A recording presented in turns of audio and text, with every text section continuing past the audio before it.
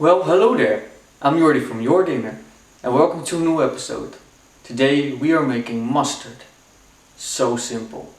So let's start. With these ingredients we will begin.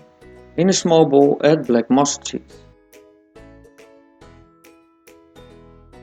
yellow mustard seeds, salt and mustard powder. Look at all those layers.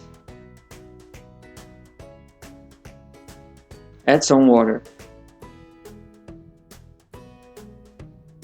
Stir everything together and let it sit for up to 10 minutes. The longer you leave them sit, the mellower the flavor.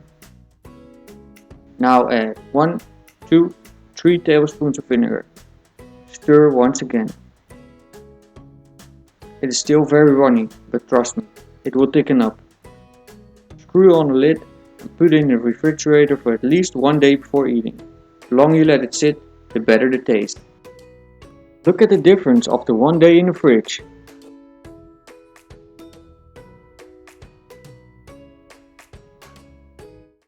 And that's it. I want to thank you for watching. Enjoy baking and cooking. Like this video, subscribe to my channel if you want to see more videos, and I'll see you in the next one. Bye bye.